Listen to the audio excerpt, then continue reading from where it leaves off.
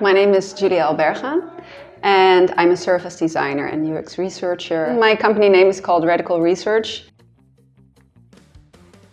At first I was like, that's such an abstract name for the conference, so I didn't really know what to expect, and it really didn't matter because I knew, like, okay, the community is really great, so I will definitely we'll see a lot of interesting talks. But now it really falls into a place, you know. So I really see that all the different talks are really connected to each other. Like, okay, how can we make an impact?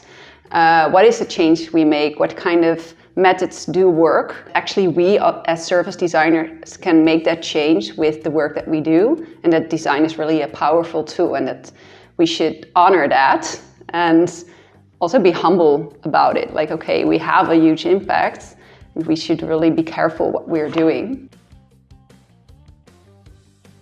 Everyone was really open to talk with each other. I think even the connections that you make throughout the entire days or the entire conference with other people is the most inspiring. But you have a subject because you can talk about the talks that you were seeing. So you immediately have some things to discuss. There are a few talks that I thought were really interesting. It's also how people do that, and presenting skills, of course.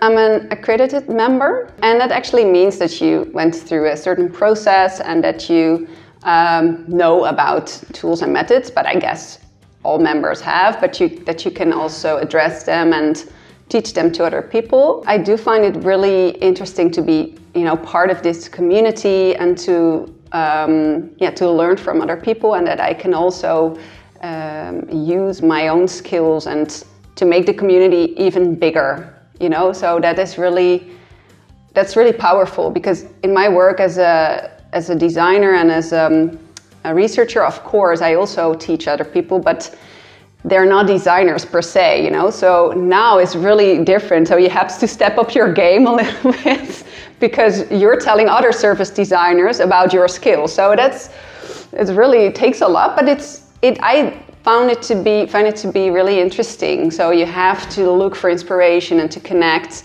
on a more professional level.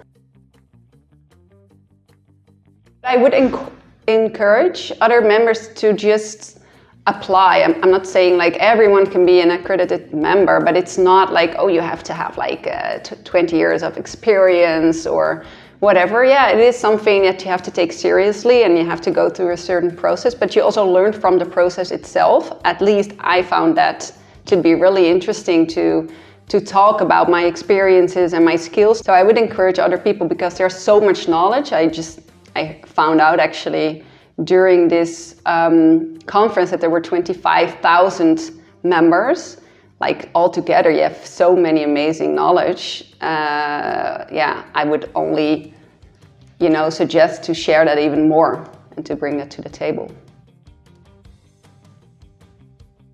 I just recently published in the Touchpoint magazine as well, so that was a really nice opportunity to share some knowledge. What I really like about Touchpoint is that, you know, everyone is invited to send in an article, and actually that applies for all SDN activities, I guess, also to call for speakers for this conference, for example.